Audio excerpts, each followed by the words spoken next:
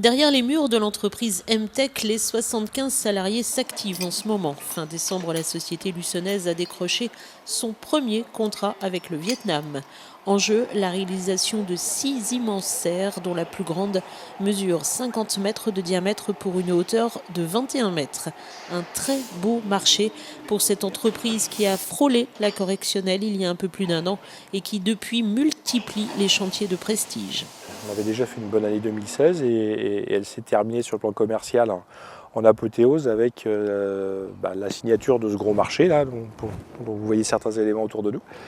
qui consiste à construire un ensemble de 6 bâtiments, de 6 serres, des grandes serres en forme de dôme, qui sont destinés à un centre touristique qui se trouve donc sur la côte est du Vietnam, près de la ville de Nha Trang, sur une petite île qui est destinée à devenir un lieu de villégiature pour des touristes russes et chinois notamment. La quasi-majorité de l'entreprise est donc mobilisée pour cette commande car les Vietnamiens espèrent avoir tout monté fin juin. Des gens qui ont un tas de qualité mais qui sont peu patients et qui ont des objectifs de délai de livraison qui sont très très serrés. Donc la commande a été signée juste avant Noël et on aura fini de tout livrer le 8 mai. Donc ce qui laisse 4 mois finalement pour produire un énorme ensemble de pièces, puisqu'il y a plus de 400 tonnes de charpente, il y a 66 tonnes d'aluminium, 12 000 m² de vitrage,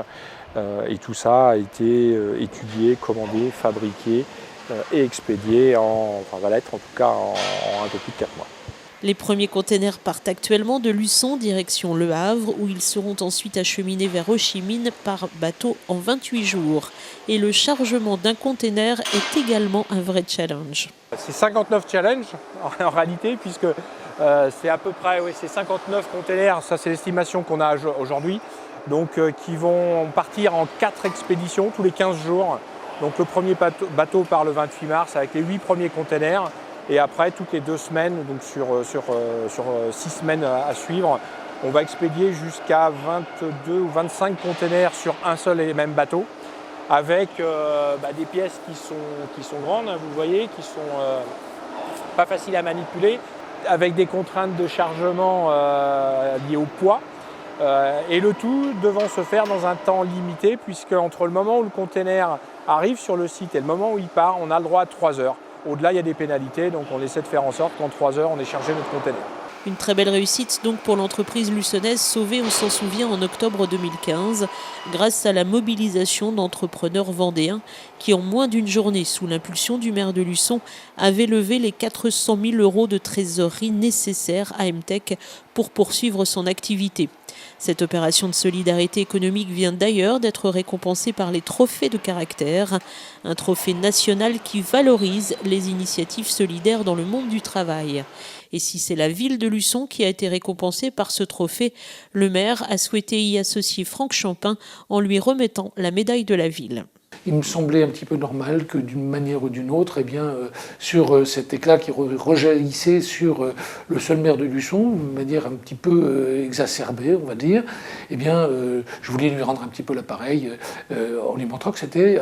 un citoyen luçonnais d'exception et en lui remettant la médaille de la ville. Donc c'est un partage de quelque chose qui est assez exceptionnel, qui a fait beaucoup parler de Luçon, qui a fait beaucoup parler de l'entreprise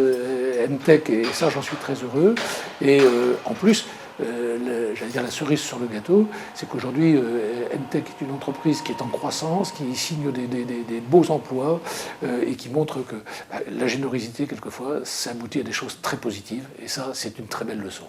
Et le savoir-faire luçonnais qui s'exporte à plus de 10 000 km à l'autre bout du monde est également une belle récompense.